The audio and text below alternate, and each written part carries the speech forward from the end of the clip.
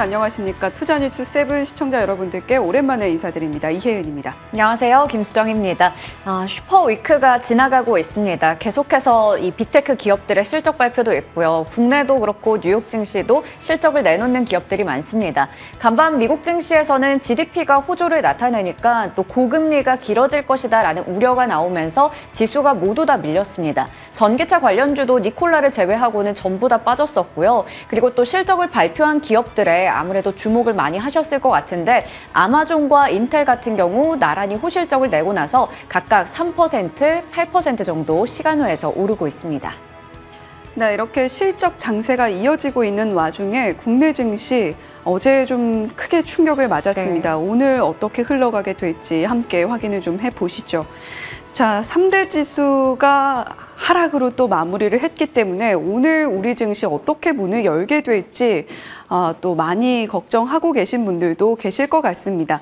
자, 코스피와 코스닥 어제 큰 충격을 맞으면서 사실 어제 주식 투자자의 현명한 자세 이러면서 여러 가지 글이 돌기도 했습니다. 앞으로 배달 앱을 좀 지우고 절약하면서 살아야 된다라는 이야기까지 나올 정도로 최근에 시장이 힘을 내지 못하고 있는 모습이 이어지고 있습니다.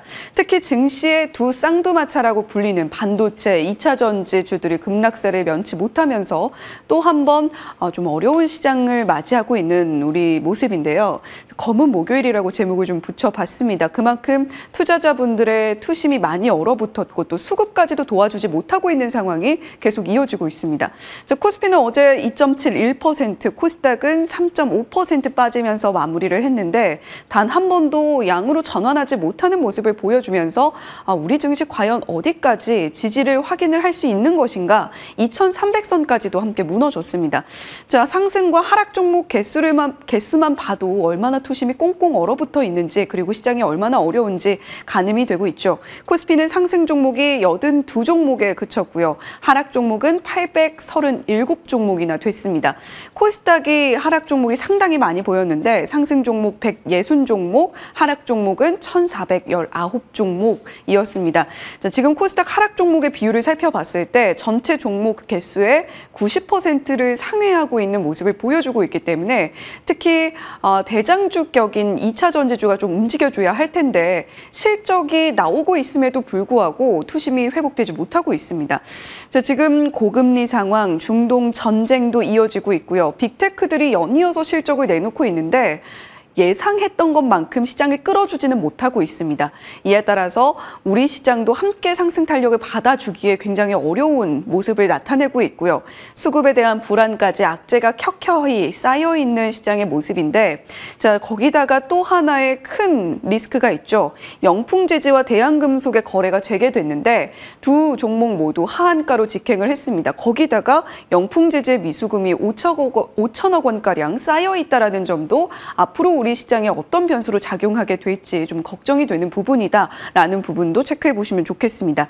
자, 앞서서 우리 시장의 쌍두마차가 반도체 2차 전지라고 말씀을 드렸는데 반도체는 대장주부터 장비주, 소재 부품주까지 일제히 하락하는 모습을 보여줬습니다. 아무래도 전일장에서 미국 증시가 필라델피아 반도체 지수가 4% 넘게 빠지는 흐름을 보여줬기 때문에도 우리 시장에 영향을 미치게 된 건데요. 그래도 SK 하이닉스의 컨퍼런스 콜에서 나온 유의미한 내용들은 잠시 후에 자세하게 짚어드릴 수 있도록 하겠습니다.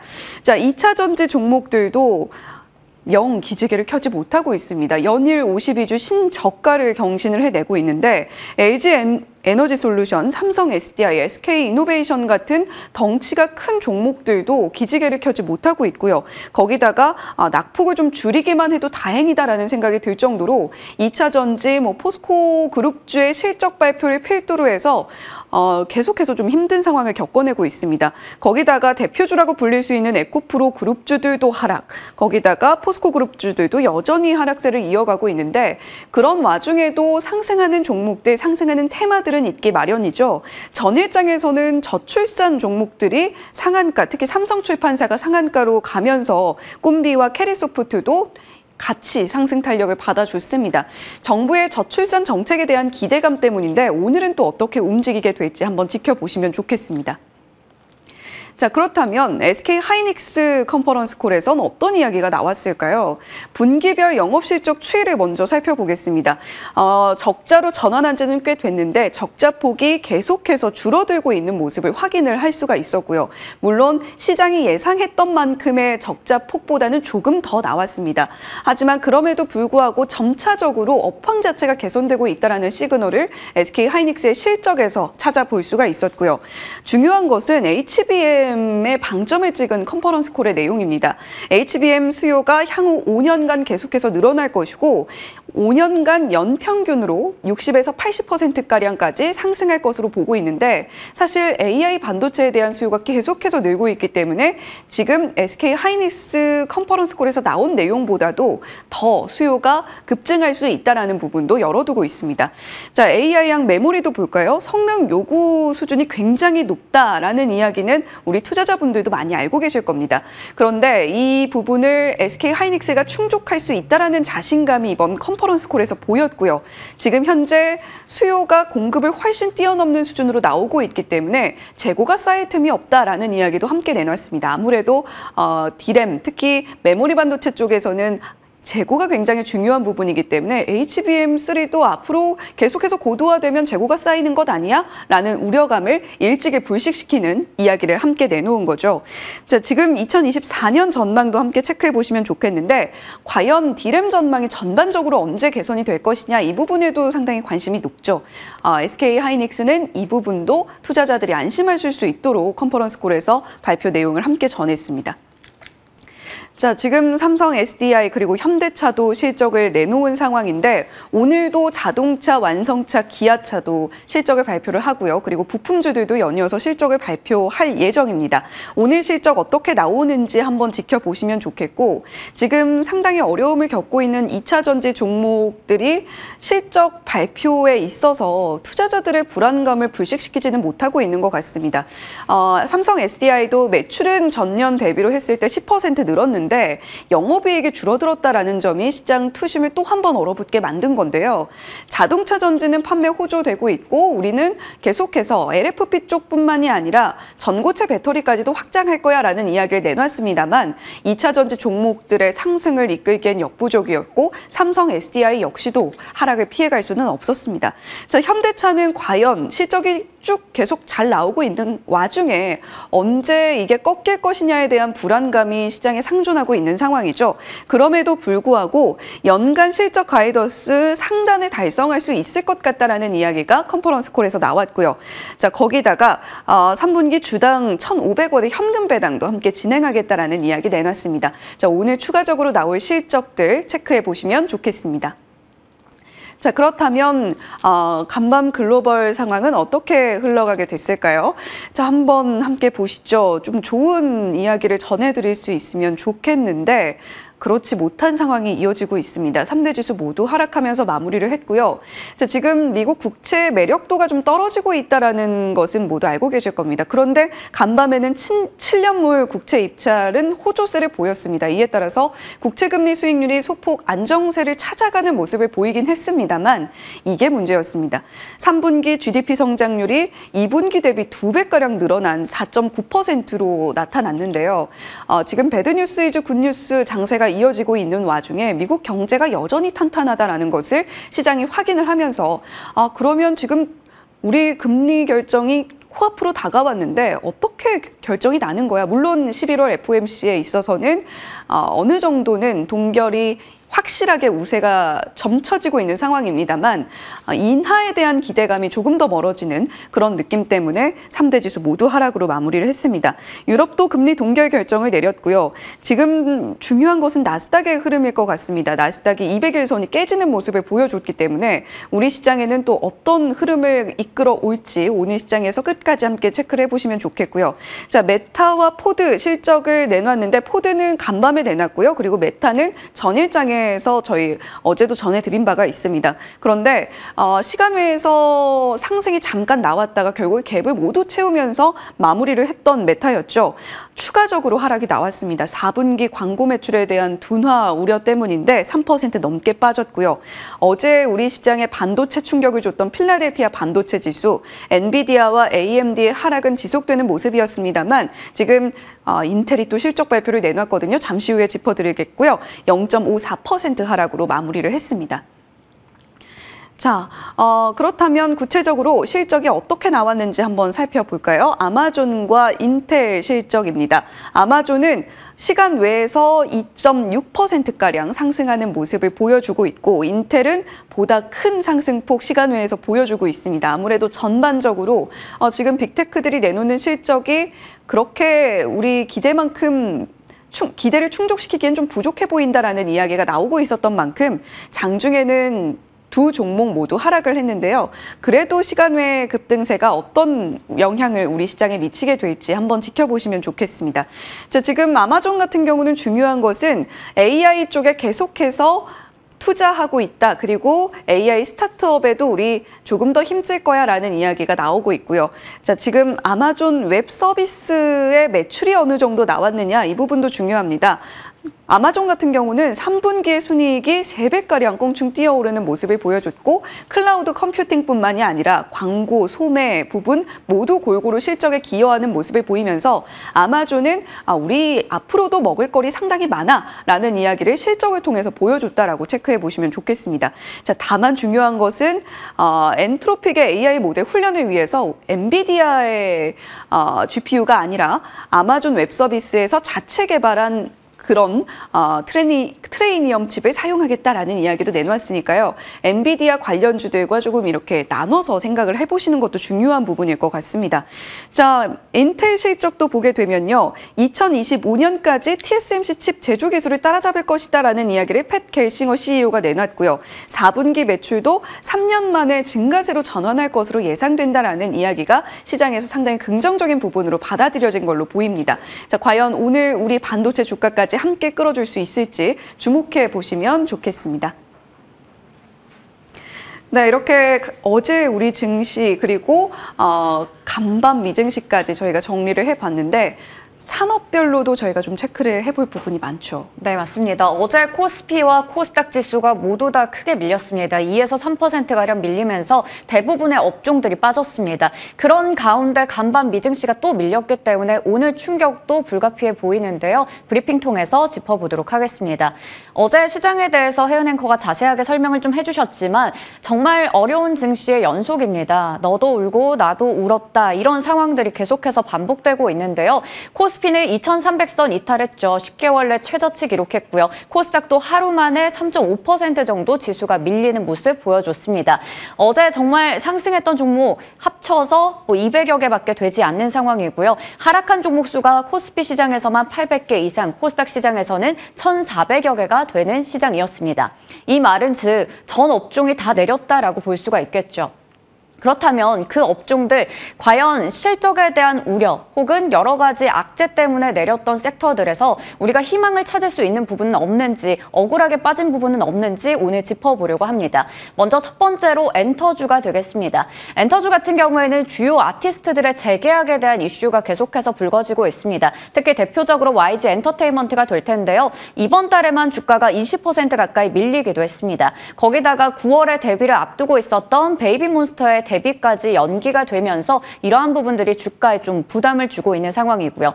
대형 아티스트들의 활동이 부재한 가운데 엔터 4사의 합산 앨범 판매량이 7월보다 9월은 지금 거의 절반도 되지 않는 상황입니다. 그러다 보니까 실적 피크아웃에 대한 우려까지 나오고 있고요. 지금 무엇보다 가장 크게 영향을 준 건 연예계에서 지금 대형 마약 스캔들이 터지고 있다라는 부분이 되겠습니다.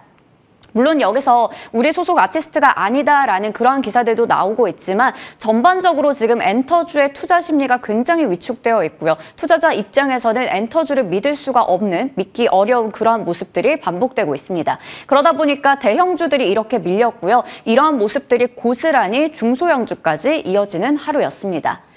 그렇다면 이 엔터주에게 지금 겹쳐져 있는 여러 가지 악재를 극복해 만할 다른 모멘텀은 없을까요? 바로 3분기 실적에 대한 기대감이 있다라는 건데요. 물론 4분기까지 모멘텀이 이어질 것이다라는 게 증권가의 입장입니다. 신한투자증권에서는 리포트를 가지고 왔는데요. 앨범이 피크아웃이다. 하지만 실적은 피킹이다. 이렇게 좀 긍정적인 얘기를 하면서 엔터주에 대해서 비중 확대를 유지하자라는 이야기를 하고 있었습니다. 4분기부터 본격적으로 대형 아티스트들이 컴백하면서 앨범 판매량이 그래도 성장세를 나타낼 것이다라는 얘기를 하고 있었고요. 특히 실적 모멘텀 측면에서 봤을 때는 3분기에는 SM 그리고 4분기에는 하이브와 JYP가 강할 것이다라는 입장을 밝혔습니다. 각각 이제 체크를 해보면 SM 같은 경우에는 창립 이후에 처음으로 500억 원대 분기 이익이 예상된다라는 얘기를 했고요. 그리고 하이브 같은 경우 정말 많은 이제 아티스트들이 컴백을 앞두고 있습니다. 또 4분기에는 역대 분기 최다 앨범 판매량과 공연이나 굿즈들이 동반 성장할 것으로 기대되고요. 특히나 세븐틴 같은 경우 앨범의 선 주문량이 벌써 520만 장을 기록했기 때문에 굉장히 또 눈에 띄는 성과를 나타내고 있습니다. JYP 엔터테인먼트는 4분기에 스트레이키즈가 컴백하고요. 니주나 스트레이키즈가 일본에서 공연을 했던 부분들이 한 개 분기 정도 실적이 레깅되기 때문에 역시나 호실적에 대한 기대감이 있습니다. 그래서 이렇게 세 종목에 대해서는 목표 주가를 유지했고요. YG 엔터테인먼트 같은 경우에는 계속해서 발목을 잡고 있는 이슈 때문에 이 블랙핑크와의 재계약 여부가 변수가 된다라는 측면에서 목표 주가를 75,000원으로 내려잡았습니다. 엔터주에 대해서 오늘 전략 한번 세워보도록 하겠고요. 다음으로 건설 기계 섹터 보겠습니다. 탑3가 하락하고 있는 이유가 좀 궁금한데요. 일단 실적을 두 기업은 냈습니다. HD 현대건설기계, HD 현대인프라코어까지 실적이 나왔는데 HD 현대건설기계 같은 경우에는 실적에 대한 기대감이 있었어요. 그런데 보시는 것처럼 영업이익이 전년 동기 대비해서 15% 정도 밀렸습니다. 하지만 이 이유는 신시장을 개척하고 기술 개발에 투자를 하는 등 투자를 좀 늘렸기 때문에 이렇게 영업이익이 좀 감소한 것으로 나타났고요. 지금 북미나 유럽 쪽에서 이런 선진 시장에서 실적이 잘 나오고 있기 때문에 매출은 소폭 상승세를 나타냈습니다. 4분기에도 이러한 인프라 투자 수요는 늘어날 것으로 보인다라는 긍정적인 모멘텀을 가지고 있지만 워낙에 이러한 부분들이 주가에 반영이 돼서 최근에 많이 올랐던 탓인지 요즘에는 좀 차익 실현 물량이 나오면서 어제장에서 15% 가까이 빠지는 모습이 확인됐습니다. 반면에 HD 현대인프라코어 같은 경우에는 지금 굉장히 좀 선방하는 모습을 보여주고 있는데요. 영업이익이 전년 동기 대비해서 20% 정도 늘어났습니다. 업계 불황 속에서도 역시나 북미 쪽, 유럽 쪽 시장에서 선전했다라는 부분이 되겠고 엔진의 매출세가 좋다라는 부분도 확인이 됐습니다. 물론 어제장에서는 시장의 영향을 또 받아가면서 13% 넘게 밀리긴 했습니다. 그리고 이제 오늘 실적 발표를 앞두고 있는 기업이 두산 밥켓이 될 텐데요. 지금 3분기 영업이익의 전망치가 전년 동기 대비해서 한 6% 정도 상승했을 것이다 라는 얘기가 나오고 있지만 증권가에서는 시장의 예상치를 밑도는 그러한 실적이 나올 것이다 라는 얘기를 합니다. 워낙에 이럴 수밖에 없는 게 고금리라는 상황 때문에 지금 이쪽 업황 자체가 좋지 않습니다. 그리고 중국 쪽 시장이 굉장히 불황을 계속해서 이어가다 보니까 이제는 좀 변화가 필요한 부분이 되겠고요. 건설기계 업종에서도 굉장히 판매국을 다양하게 늘려가고 있습니다. 중국 쪽의 의존도를 낮추고 중동이나 중남미 등에서 건설 프로젝트를 좀 많이 따내고 있다라는 부분까지 체크해 볼 수 있겠습니다. 그렇다면 최근에 이렇게 차익 물량 때문에 하락이 나왔는데 여기에 대해서 우리가 전략 어떻게 챙겨가면 좋을지도 얘기 나눠보겠고요. 다음으로 조선주 보겠습니다. 카타르와 지금 LNG 운반선 관련해서 대규모 계약들을 체결하고 있는데도 불구하고 주가는 웃지 못하고 있는 상황이죠. 대형 조선주들부터 해서 조선기자재까지 다 같이 어제 역시나 빠졌습니다. 특히 HD현대중공업은 카타르 에너지와 함께 단일 계약으로 봤을 때 국내 조선업계 사상 최대 규모의 수주를 따냈음에도 불구하고 주가가 이렇게 밀렸습니다. 6%가량 빠졌죠. 그리고 지금 추가적인 발주도 역시 한화오션이나 삼성중공업과 협상이 막판에 지금 진행이 되고 있는 상황이고요. 그리고 이제 조선주 하면 중요한 게 바로 실적이 될 텐데 하나오션 같은 경우 3분기에 흑자로 돌아섰습니다. 거기다가 HD 한국조선해양도 2개 분기 연속으로 흑자를 나타내면서 역시나 실적 측면에서는 굉장히 좋은 모습들을 나타내고 있습니다. 하지만 증권가에 따르면 수주에 대한 기대감, 실적에 대한 기대감이 주가에 미리 반영이 돼서인지 지금 좀 길을 못 펴고 있는 상황이고 앞으로 이 조선주에게 있어서 가장 변수가 될 것은 신조선가 그리고 수익성의 개선이 될 것이다라는 얘기를 이야기를 하고 있습니다. 신조선가는 지금 꾸준히 올라가고 있거든요. 그렇기 때문에 앞으로 조선주에 대해서 하반기 어떻게 보면 좋을지도 궁금해집니다. 다음으로 방산주인데요. 과연 반등을 좀 노릴 수 있을까요? 지금 방산주 같은 경우에도 굉장히 많은 호재들이 있긴 합니다. 그런데 워낙에 지금 폴란드와의 맺었던 수출 계약 측면에서 좀 지연되는 부분이 있기 때문에 그런 측면에서 최근에 또 많이 밀리기도 했어요. 하지만 한국과 사우디가 방산 협력을 맺었고 이게 또 규모가 큰 만큼 역대급 수주가 예고돼서 장기적으로 봤을 때는 긍정적이다라는 시각이 우세합니다. 그런데 지금 보시는 것처럼 역시나 방산주도 다 같이 밀렸고요. 현대로템 같은 경우에는 시장의 예상치를 밑도는 실적이 나오면서 어제 5%가량 주가가 빠지기도 했습니다. 그리고 최근에 모닝스타 쪽에서 이런 얘기를 했어요. 전쟁이 일어났다고 해서 모든 방산주가 다 수혜를 누리는 건 아니다라는 얘기를 했습니다. 이게 방산주별로, 기업별로 해서 뭐 투자를 하고 어떤 제품을 납품하는지에 따라서 그 부분들이 중요하다라는 얘기를 했는데요. 그래서 투자라던가 수급의 시차에 따라서 이익 실현에 있어 미스매치가 나타날 수 있기 때문에 모든 방산주가 전쟁에 의해서 주가가 오를 것이다 라고 생각하고 투자를 하는 것은 지양해야 된다라는 얘기를 했습니다. 이에 따라서 이스라엘 전쟁과는 직접적으로 관련이 없는 종목들을 추천하기도 했는데요. 그렇기 때문에 방산주는 옥석 가리기가 상당히 중요해 보입니다. 과연 이쪽에서는 또 어떤 투자 포인트 얻어갈 수 있을지 궁금해지고요. 자, 이어서 화장품 관련주입니다. 화장품 관련주가 최근에 3일 정도는 웃었는데 하루 정도 울었습니다. 바로 어제였죠. 그리고 오늘은 과연 어떻게 될지 궁금해지는데요. 중국 당국에서는 광군제에서 이제 좋은 성과가 나온다면 아무래도 중국의 소비가 촉진되는 계기가 될 것이고 한국의 화장품들이 수혜를 입을 것이다라는 얘기를 하고 있습니다. 하지만 중국이 워낙에 여전히 소비가 위축되어 있기 때문에 이 특수를 예전만큼 기대하기는 어렵다라는 얘기도 나오고 있거든요. 그렇기 때문에 어제 장에서는 이 화장품 관련주들이 최근에 3거래일 동안 올랐던 걸 모두 다 반납하는 흐름이 확인이 됐습니다. 보시는 것처럼 그동안 좋았던 ODM 관련주들도 밀렸고요. 지금 많이 올랐던 종목들 이렇게 어제장에서는 차익 실현이 나왔다라는 것도 체크할 수 있었습니다. 그리고 대형주 가운데서는 아모레퍼시픽과 LG생활건강에 대해서 증권가의 시각이 분명하게 엇갈리고 있는데요. 바로 전략의 차이가 이들을 가르고 있습니다. 아모레퍼시픽 같은 경우 영업이익이 전년 동기 대비해서 220% 정도는 높게 나올 것이다라는 그러한 이야기도 나올 정도인데요. 중국 외에도 일본이나 북미 쪽에서 수익을 다각화하고 있기 때문이고요. 반면에 LG생활건강은 여전히 중국의 영향이 너무나 큽니다. 그렇기 때문에 이번 실적에 대해서 발표가 된 부분을 체크해 보더라도 확연히 안 좋았다라는 게 확인이 됩니다. 그래서 이 모습은 그대로 주가에 반영이 되는데 아모레퍼시픽은 올해 들어서 14%가량 빠진 반면에 이 LG생활건강은 46%가량 밀렸습니다. 지금 외국인들이 아모레퍼시픽을 3일째 매도했지만 기관은 4일째 매수를 하고 있는 상황이고요.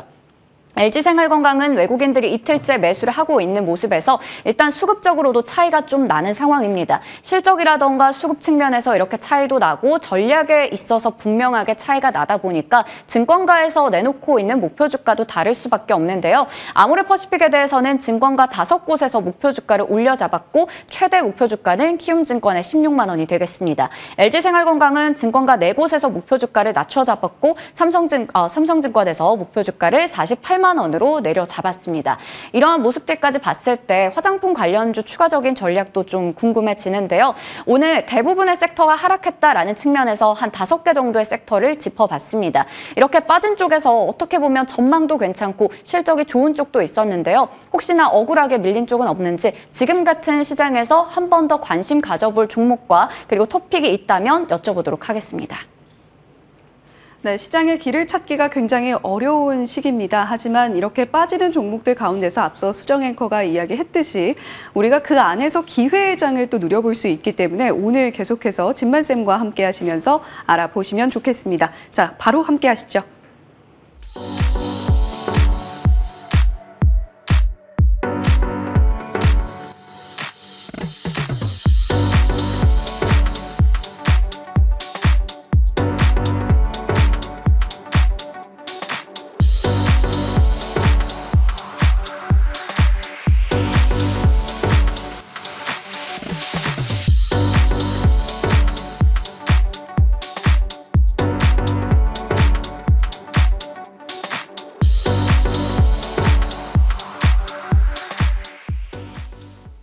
네, 계속해서 개장 전에 주목해야 될 이슈들 MTNW 김진만 어드바이저와 함께 짚어봅니다. 진만쌤 어서 오세요. 네, 안녕하세요. 네, 진만쌤 요즘 투자자분들도 많이 힘든 상황이 이어지고 있습니다. 우리가 이 가운데서 어떻게 좀 길을 찾아야 될지 더욱더 고민이 많이 되는 시점인데요. 자, 시장 이야기 좀 먼저 해봐야 될 것 같습니다. 반도체와 2차 전지 쌍두마차가 좀 흔들리고 있는 모습을 보여주고 있는 것이 지금 코스피와 코스닥 양시장의 어두운 분위기를 형성을 하고 있는 것 같은데 자, 지금 반도체 쪽 먼저 좀 점검을 해보면 좋겠습니다. 어떻게 대응해보면 좋을까요? 네, 일단 뭐 전반적으로 어제 시장은 거의 최악의 하루 따로 좀 말씀을 드리려고 합니다. 뭐 하락하는 이제 종목 개수가 거의 2,200개가 넘게 되면서 이제 코스닥이나 코스피 기준, 즉 한국 증시 기준으로 해서 단일로 이제 가장 많이 이제 종목 개수가 하락한 하루였었는데 뭐 엄청나게 큰 악재가 있다라고 하기보다는 지금 현재는 수급이 계속적으로 지금 꼬임 현상이 지속이 되고 있다. 뭐 반대 매매도 시원하게 반대 매매가 나올라든지 이런 수급을 해결할 수 있을 만한 요소들이 나와줬어야 되는데 사실 뭐 사전적으로 분명히 나오는 물량도 나오는 게 사실이지만 전반적으로 봐서 좀 과도한 낙폭이지 않을까 싶습니다. 특히 이제 2차 전지 같은 경우에는 이거래일 연속으로 좀 엄청나게 두들겨 맞으면서 거의 어제 뭐 너무나 개파락을 심하게 했기 때문에 양봉으로 마감한 종목들은 굉장히 많았음에도 불구하고 여전히 하락폭이 지속이 되고 있다는 점, 이런 강한 신용 잔고의 대부분이 2차 전지 집중이 되어 있기 때문에 이런 이제 2차 전지 강하게 하락을 했었을 때 나오는 쓸데없는 이제 그런 매도 물량이 계속적으로 출회가 되게 되면서 시장에 뭐 병들게 하고 있다, 이렇게 좀 말씀을 드리려고 합니다. 뭐 큰 악재는 없습니다만 수급 고임이 좀 지속이 되고 있다는 점, 이게 쉽사리 좀 해결이 안 되고 있다는 점이 좀 안타까운 점이다라고 말씀을 드리겠고, 좀 반도체 쪽은 그래도 좀 괜찮습니다. 어제 뭐 사실 하이닉스 같은 경우는 거의 억지로 끌어내렸습니다. 뭐 사실 그 실적의 여러 가지 면을 뜯어보게 된다라고 하면은 긍정의 포인트가 훨씬 더 많았고, 사실 뭐 순수하게 뭐 1조의 적자를 기록했다라고 이제 기사가 나오게 되는데, 이게 사실 뭐 자극적이긴 합니다만 이미 어느 정도 적자 폭을 예상을 하고 있기 때문에 크게 개의치 않았어야 됨에도 불구하고 최근에 주가 상승률이 좀 부담이 됐나 봅니다. 하단부에서 이제 이런 기사가 나왔을 경우 좀 하락을 상승을 좀 반등으로 좀 나올 수 있으려고 했는데, 워낙 최근에 주가가 생각보다 좋았기 때문에 뭐 기대가 있었던 만큼 좀 그런 차익 실현 매물이 강하게 나왔지만 결론적으로는 긍정의 포인트로 접근이 가능하다는 점, 반도체 같은 경우에는 어제 하락분이 생각보다 많지 않았다는 점을 봤었을 때 차기 주도주는 아무래도 반도체가 될 가능성이 훨씬 더 크다라고 좀 말씀을 드리려고 합니다. 전반적으로 봤었을 때 시장 자체가 난이도가 있고요. 그나마 다행인 게 지금 나스닥 선물이 조금 이제 괜찮다. 아마존과 그다음에 인텔의 실적을 기반으로 해서 좀 괜찮다라는 점이 그나마 좀 다행이라고 생각합니다. 그래도 어제 야간 선물 기준으로 봤었을 때는 그래도 플러스에서 시작이 됐기 때문에 어제 나스닥의 낙폭은 어느 정도 선반영이 되어 있기 때문에 오늘 그래도 엄청나게 큰 하락보다는 반등의 포인트로 접근이 가능하다는 점 말씀을 또 강조를 드리려고 하고, 근데 지금은 이미 손절하기 너무 늦었습니다. 손절하기 너무 늦었고 지금은 관망을 해야 되는 시기이기 때문에 내가 가지고 있는 종목군 내에서 고 PER 종목이라든지 혹은 이제 금리에 좀 예민한 그런 이런 종목들을 갖고 있게 될 경우에 반등이 좀 덜 나올 수도 있다는 점, 바이오 관련주들도 분명히 당분간은 좀 어렵다라는 점 말씀을 드리면서 포트폴리오 점검이 좀 시급한 시기다, 이렇게 정리를 해드리도록 하겠습니다. 네, 지금 공포심에 좀 투매가 더 예상한 것보다 크게 나오고 있는 상황인 것 같은데, 또 한편으로는 CMA 계좌에 현금이 많이 쌓이고 있다는 보도도 나오더라고요. 그만큼 계속해서 현금화를 하고 계신 분들이 많으신 것 같습니다. 자, 하지만 진만쌤께서는 반도체 아직 괜찮다라는 이야기 해주셨고, 또 오늘 진만픽 또 들어보면서 반도체 종목 어떤 종목 이야기 해주실지 주목을 해보시면 좋겠습니다. 자, 그렇다면 반도체 쪽은 그래도 SK 하이닉스 실적을 봤을 때 우리가 그렇게까지 공포심을 가질 것은 아니다, 좀 더 버텨보자라는 이야기를 해주셨다면 2차 전지 종목들의 대응은 어떻게 해야 될지 그 부분 걱정하시는 분들도 많으실 것 같거든요. 네, 사실 뭐 이제 지수에 드라마틱한 반등이 나오지 않는다라고 하면은 당분간 2차 전지 종목들 조금 힘들 것 같습니다. 어제도 사실 뭐 전반적으로 안 좋았었는데 미국장에서도 그리 좋지 않았고 전기차 관련주들도 그리 많이 좋지 않았기 때문에 추가적인 하락 밴드를 좀 열어둬야 될 것 같습니다. 그래서 이런 부분들 사실 이제 어떤 포인트로 접근하느냐에 따라 좀 다릅니다. 오히려 뭐 이제 이런 하락을 이제 추가 매수의 기회로 삼으시는 분들도 있고 그렇지 못하시는 분들도 있는 상황인데 일단 지금은 추가 하락을 염두를 해보고 2차 전지 같은 거의 코스닥이 2차 전지 ETF라고 보시면 됩니다. 그래서 이렇기 때문에 당분간 지수에 엄청난 반등이 있지 않으면은 패시브 자금 유입이 좀 제한되기 때문에 이런 부분들 공매도 잔고도 최근에 많이 늘어났고 약점 노출을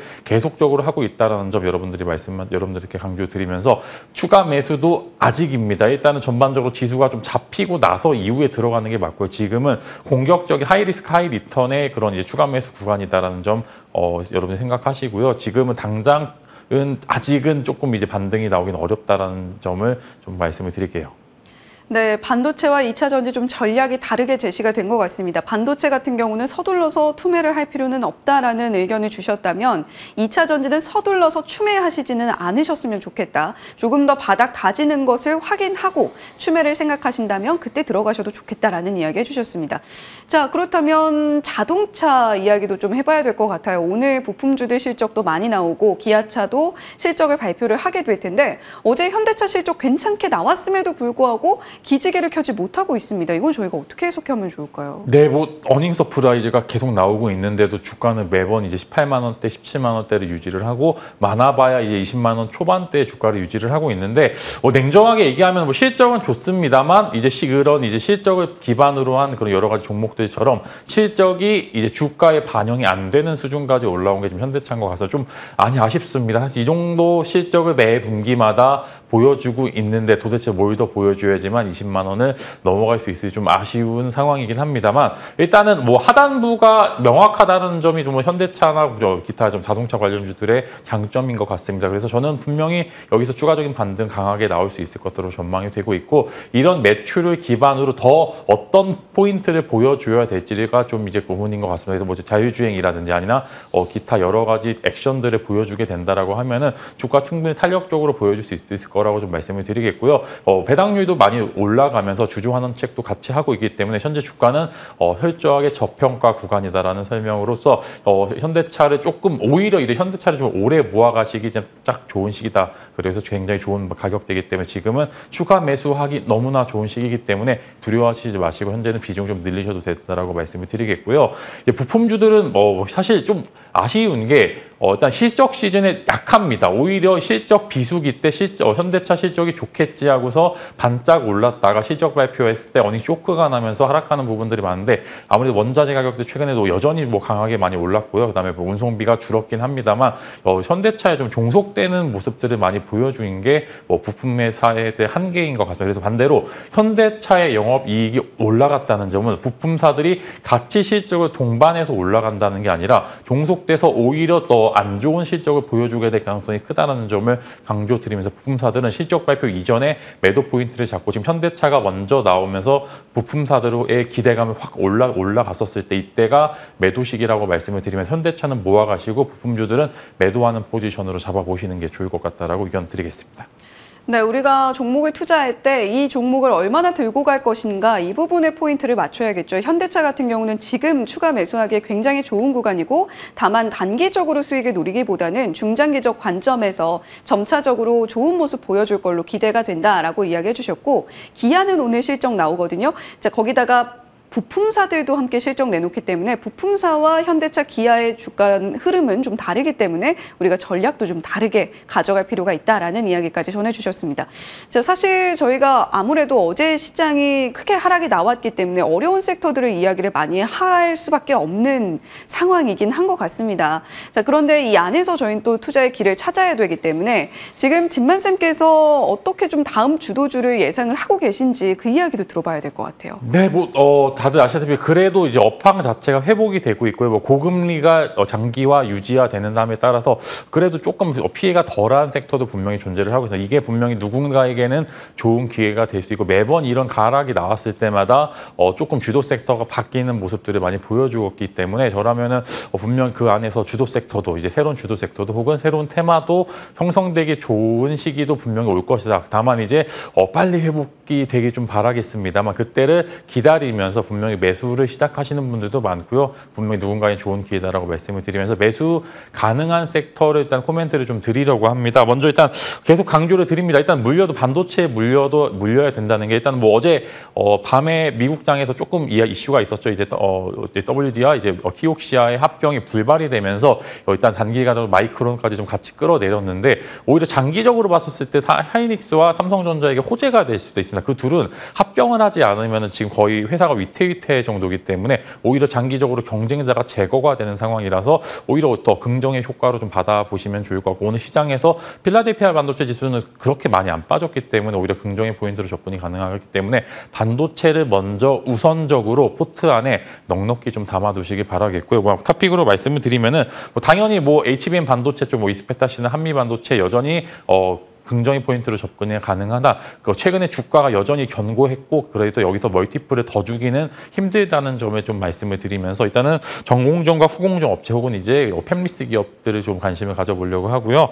이제 하나마이크론과 AD 테크놀로지 일단 말씀을 드리려고 합니다. 하나마이크론 여전히 후공정 쪽에서 굉장히 중요한 포인트로 접근이 가능하고 HBM이 성장을 하든 혹은 D램이나 낸드가 성장을 하든 후공정 업체들은 일감이 늘어나는 상황이기 때문에 현재 주가보다 멀티플을 더 줘도 될 만하다라고 말씀을 드리고 어제 실제로 주가도 그렇게 나쁘지 않았다라는 점 말씀을 드리려고 하고요. 그다음에 AD 테크놀로지 말씀을 드리겠습니다. 뭐 팹리스 기업, 뭐 AD 테크놀로지나 뭐 가온칩스 같은 여러 가지 기업들이 존재를 하고 있는데 아무래도 마찬가지로 물량이 늘어날 수밖에 없다는 점이 내년도에 먹거리들이 많이 기다리고 있다는 점에서 HBM 쪽과 조금 다른 모습을 보여주고 있다라고 말씀을 드리겠고요. 이 둘은 일단은 비중이 어느 정도 좀 있으시면 좋을 것 같고 하나마이크론 같은 경우 특히 실적도 같이 치기기 때문에 실적 발표 전과 실적 발표 이후에 한 2번 정도 나눠서 한번 컨택을 해보게 된다라고 하면 지금 당연히 반도체들은 실적이 안 좋을 수밖에 없고 그 실적이 안 좋은 것을 중요 포인트 변곡점으로 삼아서 오히려 이제 올라갈 수도 있기 때문에 전후로 한번 정도 관심 가져보시면 좋을 것 같고요. IT 쪽으로 넘어가게 되면 일단 LG전자를 좀 탑픽으로 말씀을 드리겠습니다. 뭐 주가도 견고합니다. 이제 요즘 뭐 이평선이 다 무너진 종목들이 많은데 그래도 LG전자는 9만 원, 10만 원대에서 매번 강한 지지선들이 나오고 있는 상황에서 뭐 전장 쪽의 성장도 당연히 보여주고 있고요. 그다음에 뭐 당연히 가전 쪽도 하락 반등하게 될 요소들이 훨씬 더 많기 때문에 일단 LG전자를 IT 쪽 탑픽으로 좀 말씀을 드리겠습니다. 그다음에 2차 전지 당연히 2차 전지도 내년도까지 기대해 볼 만한 기업들도 충분히 많고요. 다만 양극재 기업보다는 일단 뭐 엔캠이라는 종목 이제 전해질 전의 기업인데 그래도 성장세가 내년도에 공장 가동률이 꽤나 많이 올라가고 LFP가 나오든 혹은 이제 뭐 이제 여러 가지 배터리 형태가 다양화되는 여러 가지 그런 부분들에서 자유롭기 때문에 일단 2차 전지 탑픽은 엔캠을 말씀을 드리면서 하단부 지지가 마찬가지로 꽤나 강력하게 보여주고 있기 때문에 2차 전지 관련주들은 뭐 에코프로비나 에코프로 같은 이런 기업보다는 엔캠 같은 좀 성장성이 그래도 조금 더 보이는 기업들 위주로 컨택을 하셨을 때 조금 더 긍정의 포인트가 많이 나올 것 같습니다. 그래서 뭐 여러 가지 섹터 종목 나오게 됐는데 그 중에서도 취사 선택하시면 될 것 같습니다만 그래도 만약에 주가가 탄력적으로 나오게 된다라고 하면 요 제가 말씀드린 종목군들에 대해서 나오지 않을까 싶습니다. 네, 시장 차세대 주도주를 찾는 것이 사실 쉽지는 않습니다만 진만픽으로 오늘 또 섹터를 세분화를 해서 말씀을 해주셨습니다. 물려도 반도체에 물리는 게 낫다라는 이야기와 함께 하나마이크론, AD 테크놀로지 제시를 해주셨고요. IT 쪽에서는 전장 쪽에 상승세가 두드러지고 있는 LG전자 말씀을 해주셨습니다. 2차 전지 쪽 여전히 보고 계시다면 엔캠이라는 종목 이야기 해주셨으니까요. 주목 함께 해보시면 좋을 것 같고요. 자, 진만픽으로 제시를 해주셨던 종목 중에 10월 13일 종목입니다. 한 주 라이트 메탈이 어제 어려운 시장 가운데서도 시세를 폭발을 하면서 상한가 안착을 했다가 아쉽게 좀 풀리면서 마무리를 했습니다. 자, 이 종목 지금 현재 구간에서 어떻게 좀 대응해 보면 좋을까요? 네, 일단 뭐 윗꼬리가 좀 남았습니다. 이제 거래량이 조금 터지는 모습을 보여주고 있는데 저기서 추가적인 상승 여력은 존재를 하다라고 생각이 됐는데 일단 뭐 지수가 괜찮다라고 가정을 좀 해야 되고 당시 이제 코멘트 드렸던 게 뭔가 그냥 수급 상황으로 좀 뭔가 이제 다 개별적인 모멘텀이 붙을 것 같다라고 말씀을 드렸는데 어제 좀 상승폭이 좀 어느 정도 나왔습니다. 그래서 꽤나 긍정의 코멘트를 드리려고 하고요. 그래도 이제 아마 좀 어려운 종목이긴 합니다만 여기서 만약에 거래량이 1차적으로 터졌고 이제 위인 매물대가 소화가 된다라고 하면 10% 정도의 상승력은 충분히 보여줄 수 있다라고 좀 생각이 되기 때문에 갖고 계신 분들께서는 혹시나 잠깐 이제 거래량이 잠깐 터졌기 때문에 못 파신 분들도 분명히 있을 것으로 생각이 되기 때문에 위에서 조금 더 10% 정도는 추가 상승 여력 존재를 한다. 이렇게 말씀을 드리도록 하겠습니다. 네, 오늘도 진만픽 꼼꼼하게 들어봤고요. 그리고 어제 급등이 나왔던 한 주 라이트 메탈에 대한 AS까지 함께 들어봤습니다. 지금까지 MTNW 김진만 어드바이저와 함께 이야기 나눠봤습니다. 진만 쌤 고맙습니다.